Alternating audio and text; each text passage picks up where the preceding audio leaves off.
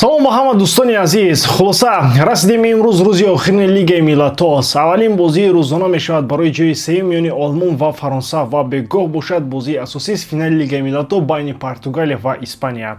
Бозии калон дар пеш аст. агар мехоҳед ин бозиҳоро бо сифати хуб пахши мустақим тамошо кунед, ҳамроҳи ман ва дигар обуначиҳо баҳс кунед, фикрҳоятонро гӯед, голҳоро якҷо таҳлил кунем, ба телеграм канали ман ҳамроҳ шавед. ҳамашро нишон медиҳем ва бозии барои ҷои сеюм ва финалро ҳам. пайваст шавед, обуна шавед. имрӯз воқеан рӯзест ки намешавад аз даст дод. ссилкаи телеграм канал дар описание ва комментария ин видео гузошта шудааст.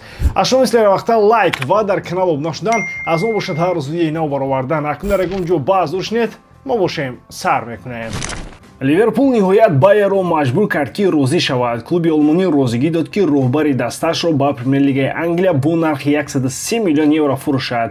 фарматсевто дар аввал талаб мекарданд ки маблағи 150 миллион бошад, вале ливерпул сарсарӣ ва қатъӣ буд. онҳо ба болои рақами худ намерафтанд ва дар натиҷа байер маҷбур шуд ки шартҳоро қабул кунад. дар асл дигар имкони зиёд ҳам надоштанд. ҳама фаҳмиданд ки Флориан Виртс мехоҳад раванд аллакай оғоз ёфта буд ва интизор шудан ба ягон пешниҳоди аҷоиб аз дигар клубҳо маънӣ надошт. ба ин чиз боз орзуи худи Флорианро ҳам бояд ҳисоб кард. ӯ мехост маҳз ба ливерпул гузарад, вале байер баъзе шартҳои худро тавонист ба шартнома ворид кунад. гап дар бораи бонусҳо меравад. агар онҳо иҷро шаванд, арзиши умумии трансфер ба ҳамон 150 миллион мерасад ки клуб аввал мехост. яъне як созиш миёна, на комилан ба нафи ливерпул, на ба нафи байер. аллакай баъзе ҷузъиёти шартномаи ӯ бо дастаи Арне Слот маълум шудааст. дар ливерпул Флориан барои як мавсим 22 миллион евро маош мегирад. шартнома барои 5 сол баста мешавад.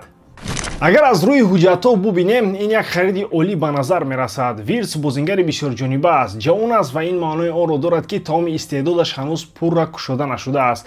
ягона чизе ки нигарон мекунад, ин осебпазирии ӯст. наметавон гуфт ки ӯ доим ҷароҳат мегирад, вале баъзе ҳолатҳои ҷиддӣ дошт ва бо назардошти он ки премер-лига лигаи пурқувват ва бо тамоси зиёд аст, бояд эҳтиёт кард ки ин ҳама барояш бо оқибатҳои бад тамом нашавад. ин як хариди гаронарзиш аст. ин гузариш метавонад на танҳо рекорди нав барои ливерпул шавад, балки барои тамоми премер-лигаи Англия.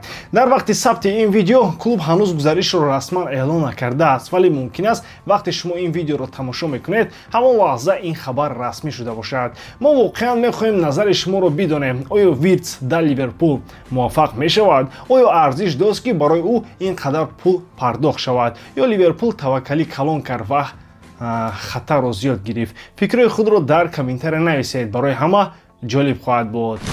дастаи миллии Португалия дар лигаи миллатҳо воқеан хуб менамояд. онҳо марҳилаи гурӯҳиро бо боварӣ гузаштанд ва бемушкилӣ ҷои аввалро дар гурӯҳи худ гирифтанд. баъд даври плей-офф оғоз шуд. дар чоракфинал рақиби онҳо дастаи Дания буд. баъд аз шикаст дар Копенгаген, португалиҳо дар вақти изофӣ дар Лиссабон пирӯз шуданд ва ба нимфинал роҳ ёфтанд. дар он ҷо онҳоро Олмон интизор буд, дастае ки аксарият онро фаворит мешумориданд, вале тими Роберто Мартинес бо иродаи қавӣ бозӣ кард ва пирӯз шуд. ҳамин тариқ Португалия ба финали лигаи миллатҳо баромад. Испания бошад аллакай бори сеюм пайҳам ба финали ин мусобиқа роҳ меёбад. дар аввалин кӯшиш онҳо ба сабаби қарорҳои баҳсбарангези доварҳо ба Франсия бохтанд. дар дуввум бо Хорватия дар пеналти ғолиб омаданд. пас аз он чемпионати Аврупо хеле муваффақ гузашт ва шурӯи нав дар лигаи миллатҳо низ қавӣ буд. 16 имтиёз аз 18 ва ҷои аввал дар гурӯҳ. дар плей-офф бозии душвор бо Нидерландия ва роҳ ёфтан ба нимфинал танҳо пас аз пеналти. дар бораи бозии нимфиналӣ бо Франсия бисёр чиз гуфтан лозим нест. беҳтар аст худи бозиро тамошо кунед. натиҷа Испания бори сеюм пайҳам дар финал аст. фурия Роха дар плей-офф футболеро ба намоиш мегузорад ки монанди карнавал аст. танҳо дар се бозии марҳилаи гурӯҳӣ бо иштироки испаниён 19 гол зада шудааст. дар ҳамаи шумораи бозӣ дастаи Португалия 11 гол задааст ки ин ҳам рақами хурде нест. пешгӯии ман барои ин бозӣ тотали бештар аз 3. шумо метавонед интихоби худро дар 1x гузоред. ин ширкат чандин сари сол мешавад ки кору фаъолият дорад ва беҳтарин шароитҳоро фароҳам меорад. танҳо дар мо ва танҳо барои шумо мо промо тайёр кардем бо номи AMG 07 ки нафароне ки то ҳол регистратсия накарданд метавонанд дар аввалин пардохти худ то ҳаҷми 8000 сомонӣ бонус ба даст оранд. ссилкаи бозӣ дар комментарияи ин видео. имкониятро аз даст надиҳед.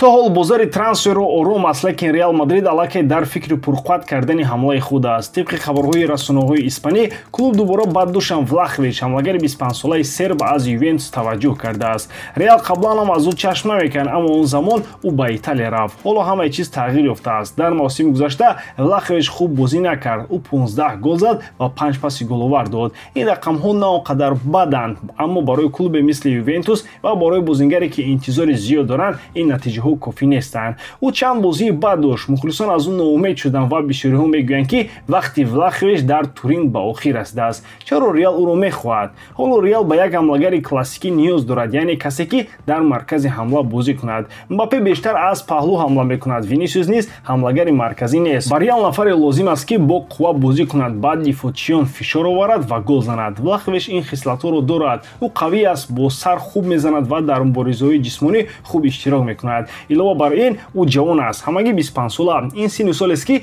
бисёр бозингарон ба авҷи бозии худ мерасанд. Агар муҳит иваз шавад ва ҳамдастояш бозингарони пурқувват бошанд, мумкин аст Влахович бозии беҳтари худро нишон диҳад. Влахович дар Италия аллакай бо фишори сахт ва дифоъҳои танг рӯбарӯ шудааст. Дар Ювентус ӯ дастгирии кофӣ намегирифт, аммо дар Реал вазъ дигар аст. Бозингарони эҷодкор зиёданд, фазои бозӣ кушодтар аст ва бо ӯ имконият бештар мешавад ки худро нишон диҳад. Тасаввур кунед, дар паҳлӯ Мбаппе ва Винисиус ҳарду бо суръат ва дриблинг метавонад ҳар гуна дифоъро рахна кунад ва дар марказ Влахович ки ба дифоъчиён фишор меорад, кушода мешавад ва гол мезанад. Ин на танҳо зебо, балки хеле самаронок аст, хусусан агар Реал бихоҳад бозиро назорат кунад. Дар бозори имрӯза нархи Влахович на он қадар баланд аст. ӯ аз Харикен ҷавонтар аст, аз Осимхен арзонтар ва таҷрибаи бештар аз Хойлунд дорад ва муҳимаш мехоҳад худи ӯ ҳам клуб иваз кунад ва худро дубора нишон диҳад.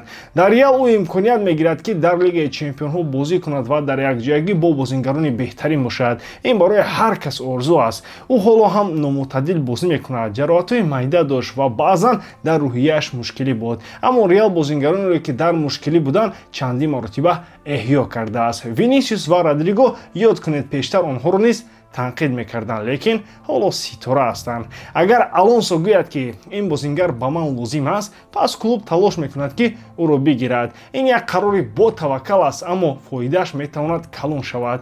Влахович метавонад ҳамлагари марказии ҳақиқии даста шавад. Шояд ӯ беҳтарин ҳамлагари ҷаҳон нашавад, лекин шанси он ки дар як бозии муҳим, масалан дар бозии Лигаи Чемпионҳо голи ҳалкунанда занад, вуҷуд дорад.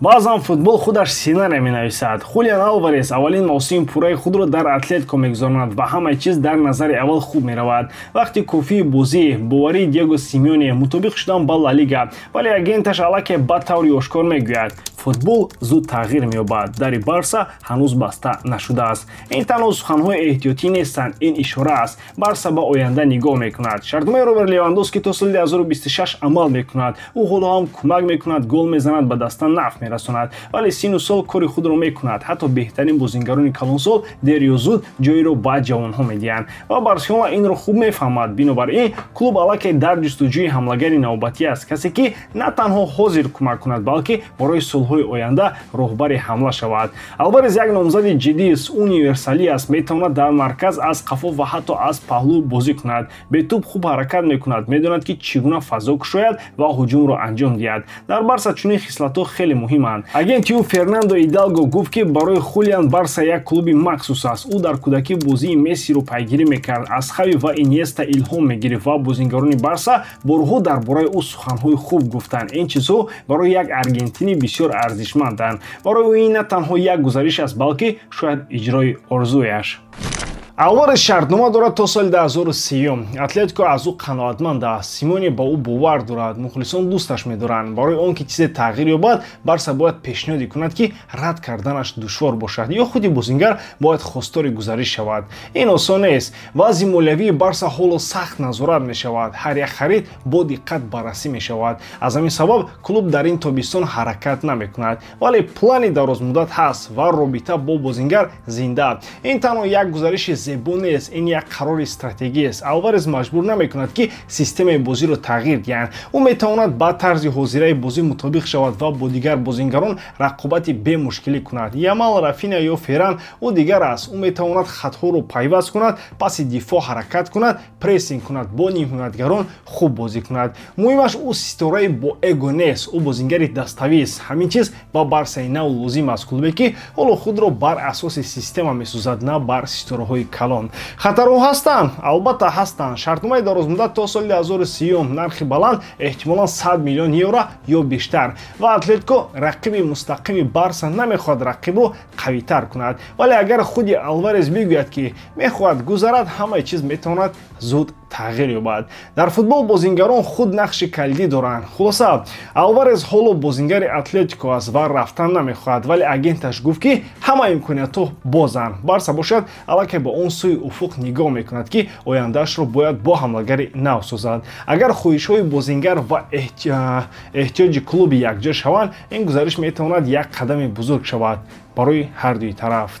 ба ҳамин тамом воридам ки ҷодкории ман ба шумо писанд меояд. лайк, комментария ва дар канал обуна шуданро аз ёд набароред. бо шумо мисли ҳар вақта Муҳаммад Гайруф. хайбардарон дар паноҳи Аллоҳ.